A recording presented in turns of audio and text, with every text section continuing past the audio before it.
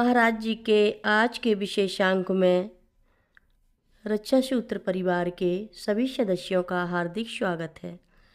बाबा जी के भक्तों को राम राम।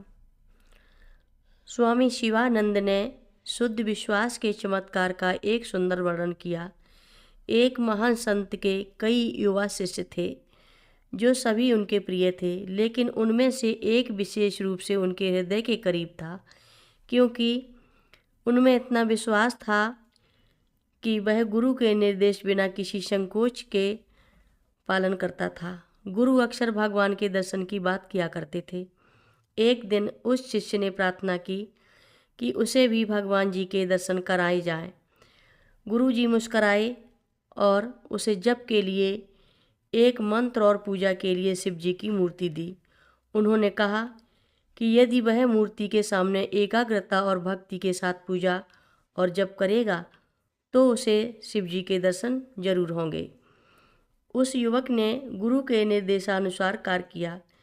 एक माह बीत गया, लेकिन कोई दर्शन नहीं हुए।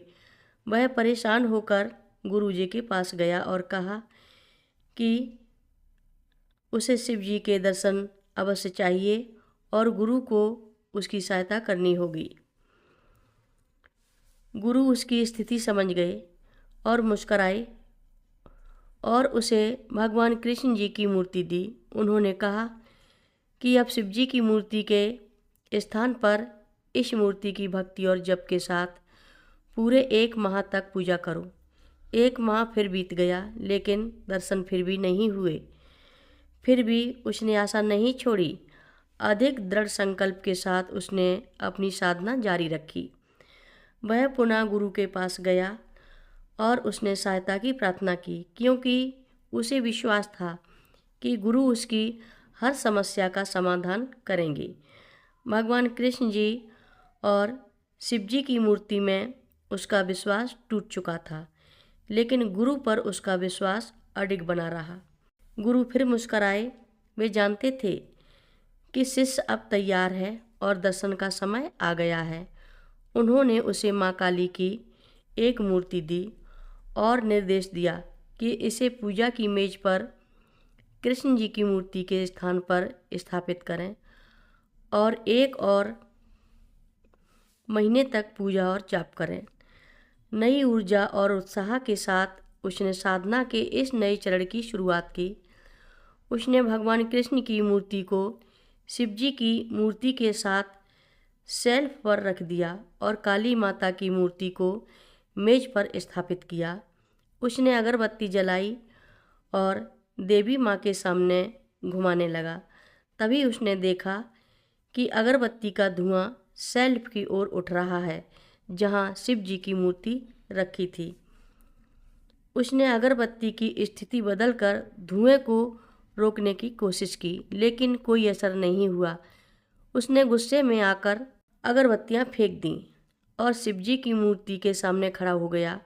उसे लगा कि शिव जी, जिन्हें उसने पूरे एक महीने तक अगरबत्ती अर्पित की थी, दर्शन नहीं दिए। अब माँ काली की पूजा के दौरान धूप का हिस्सा क्यों ले रहे हैं? शेल्फ से कुछ रुई उठाकर उसने शिव जी की मूर्ति के नाक में भर दी, ताकि धुएं को वहां जाने से रोका जा सके।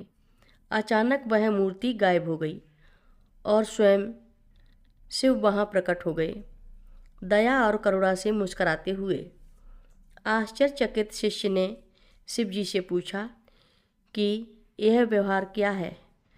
जब उसने एक पूरे माह तक उनकी पूजा की थी, तब उन्होंने कोई ध्यान नहीं दिया, लेकिन अब जब वह उन्हें धूप लेने से रोकना चाहता था, तो शिष्य ने शिव से पूछा कि जब उसने पूरे एक महीने तक पूजा की थी, तब तो कोई ध्यान दिया नहीं, लेकिन अब जब वह उन्हें माँ को अर्पित धूप लेने से रोकना चाहते हैं, वे प्रकट हो गए। उत्तर तुरंत मिला, तुमने मुझे शिव के रूप में नहीं, केवल एक मूर्ति के रूप में पूजा था। जब तुम्हारी अपेक्षाएं पूरी नहीं हुई तो मुझे एक साधारण धातु की वस्तु की तरह फेंक दिया, लेकिन अब तुम्हारा व्यवहार भिन्न था। मैं तुम्हारे लिए अब केवल एक मूर्ति नहीं था, बल्कि एक जीवित मूर्ति था, जिसके नथनों को तुम इसलिए बंद करना चाहते थे ताकि माँ के लिए अर्पित धूप की खुशबू मैं ना ले सकूं। यह विश्वास का चमत्कार है।